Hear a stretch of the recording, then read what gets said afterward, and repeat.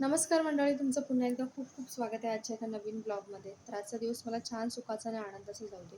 आज आहे फ्रायडे आणि हे सकाळचं मॉर्निंग रुटीन तुमच्यासोबत शेअर करत आहे. तर सकाळची माझी थोडीशी जास्तच गडबड आहे आज. त्याचं कारण असं आहे की चेतन जे आहेत ते रात्री गावी गेले. त्यामुळे त्यांची जी काही वरच्यावरची हेल्प असते तर ती आज नाही आहे. त्यामुळे मला सगळं मॅनेज करायचं आहे. अगदी प्रज्ञेला ट्युशनला सुद्धा सोडायचं आहे. तर त्याआधी मी मशीन लावलेली आहे. आता प्रज्ञेला जस्ट ड्रॉप केलं ट्युशनला मी आणि आता घरी जात आहे.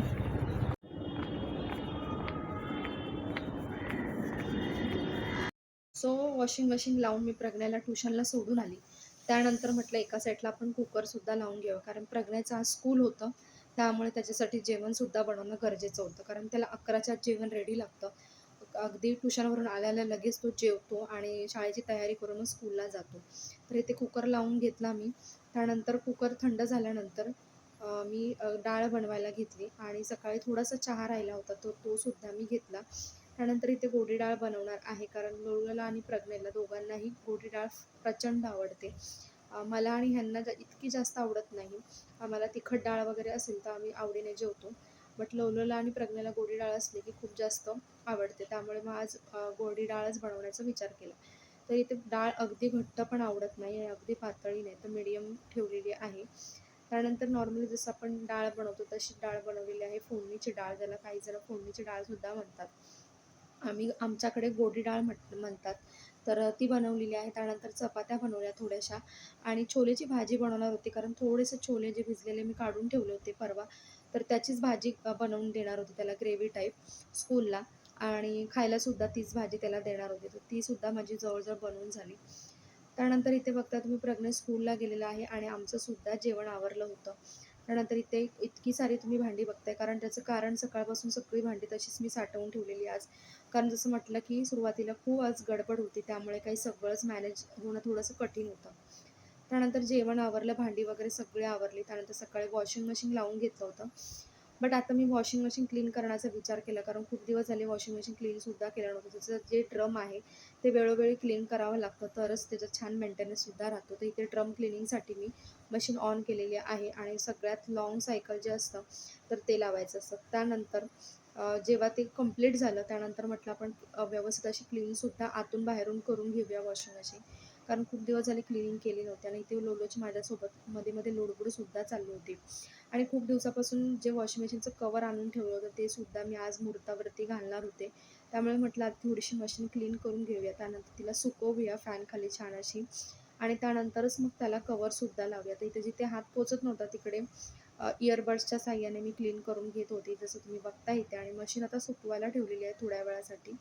बघता 3:30 वाजलेले आहेत. जेवण तर आमचं कधीचंच झालेलं आहे. पण लोलो काही झोपत नाही आहे, कारण त्याचं सकाळी लेट उठणं झालेलं आहे, त्यामुळे त्याला काही झोप येत नाही आहे. तर म्हटलं ठीक आहे, म्हटलं त्याला थोडंसं मॉलिश वगैरे करून घेते आणि नाऊ घालते, कारण त्याचा सकाळी नाऊ झालेलं नाही आहे. नॉर्मली सकाळी नाऊ होतो आमचा, कारण पप्पा घरी असल्यानंतर आमचा नाऊ लवकर होतो, है ना बाबू? छान असं मॉलिश करते आणि छान नाऊ घालते त्याला. त्यानंतर कदाचित तो झोपला तर झोपेल. त्यानंतर माझं जे काही असेल तर मग मी ते करून घेईन आणि संध्याकाळी प्रज्ञेला स्कूलमधून सुद्धा आणायला जायचं आहे. सो चला आता पटापट मालिश करते. आणि तो ना खूप आवडीने मॉलिश करून घेतो. जेव्हा लहान होता तेव्हा अजिबात करून द्यायचा नाही, रडायचा. बट आता त्याला समजायला लागलं, त्याला बरं वाटतं. आता स्वतःहून तयार होतो तो मॉलिशसाठी. मम्मी असं कर, मम्मी तसं कर. तो स्वतःच सगळं सांगतो मला. स्वतः ते करायला घेणार आहे. त्याची मस्ती चालली आहे बघा बघा, मस्ती करतो मस्त.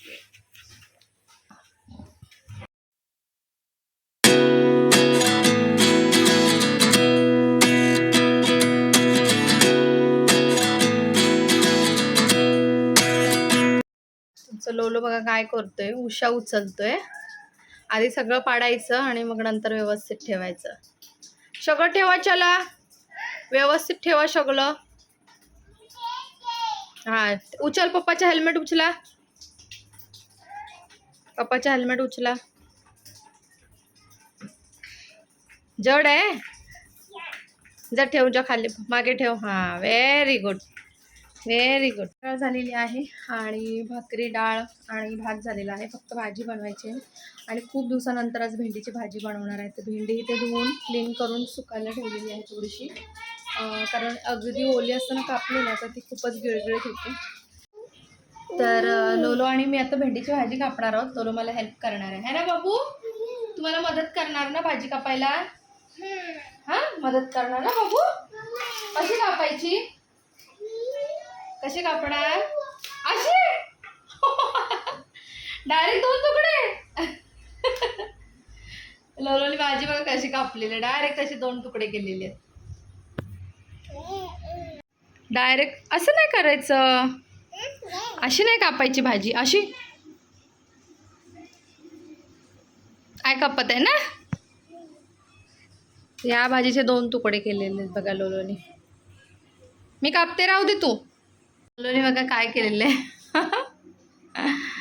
काय केलं तू हे? जे बाबे. मजा येते. सगळ्यांना शुभप्रभात.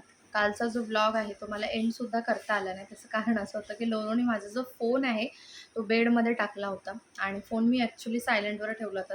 त्यामुळे तो फोन सापडतच नव्हता.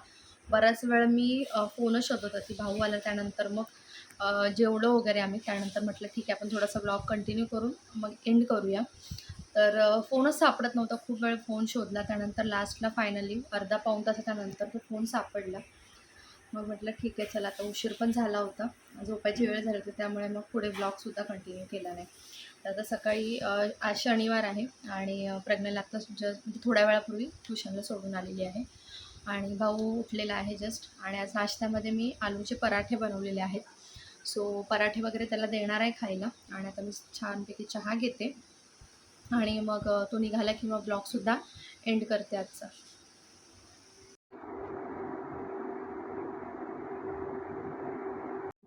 Good morning. गुड मॉर्निंग बोला. काय कर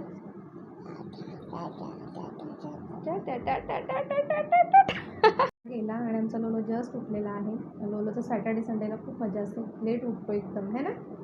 तर आता लोलोचं वगैरे सगळं आवरते आणि कालचा जो कंटिन्यू केलेला ब्लॉग आहे तो मी इथेच एंड करते. पुन्हा एक छानसा ब्लॉग घेऊन तुमच्यासमोर हजर राहील. आजचा रुटीन ब्लॉग तुम्हाला कसा वाटतं मला कॉमेंट सेक्शनमध्ये जरूर सांगा आणि आवडल्यास लाईक सबस्क्राईब शेअरसुद्धा करा. बाय.